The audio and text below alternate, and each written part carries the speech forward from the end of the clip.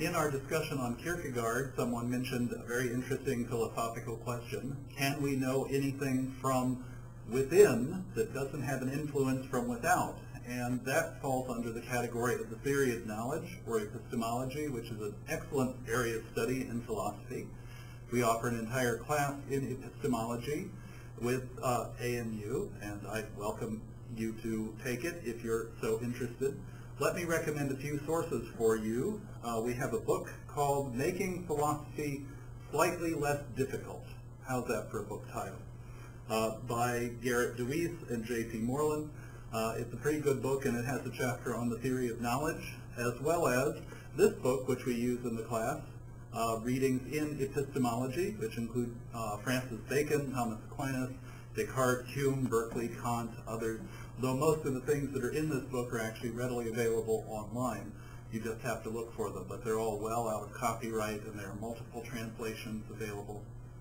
One of the persons that isn't included in here, but is worth studying, is the guy who's looking over my shoulder here, named Wittgenstein. Wittgenstein had an idea that all that we know really hinges on how we can say what we know, because we even say it to ourselves about what it is we know. So imagine this: if you had a box, and you get to look inside the box and see what's in there, and you're in a room full of other people, each of whom has a box as well, and they get to look inside their boxes, and you open up your box and you say, beetle, because there's a beetle inside. You're telling people what's inside of your box. The person next to you opens his box and also says, beetle. The person next to him opens her box and also says, beetle, and on and on and on. These people might be from your country, might be from a different country, might speak your language, might not speak your language, you don't know. All you know is they keep opening up the box and saying, beetle. Well, what does beetle mean?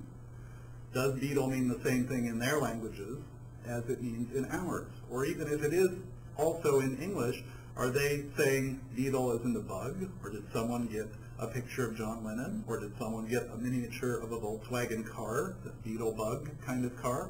Again, we don't know. The only way we know things about other people's experiences is from what they tell us. But, as Wittgenstein would point out, and others are interested in developing as well, some people follow it very thoroughly, some people are hesitant because of the implications. Do we know anything ourselves that we can't express to ourselves? And if we know it to ourselves and express it to ourselves, what words are we using?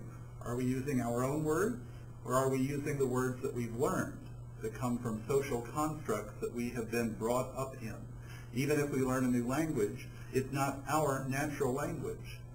We are developing that language as our own based on our experiences, but the words, the meaning, the understanding, that all comes from somewhere else. It makes some people uneasy to think about things like that because there must be something inside. Even Descartes said, I think, therefore I am, cogito ergo sum. But then what does he think beyond that? And that's where Descartes fell into trouble. He had this table of knowledge that he wanted to wipe clean and then start putting new things on top of. What could he put on top? It became difficult to put something that he could be confident of. For Wittgenstein, it would be difficult for him to put anything on there that he himself made and no one else had touched. And that's where we get into the problem of knowledge. So that was a good question.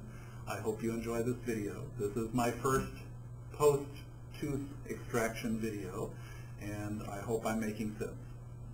But only you know that for sure.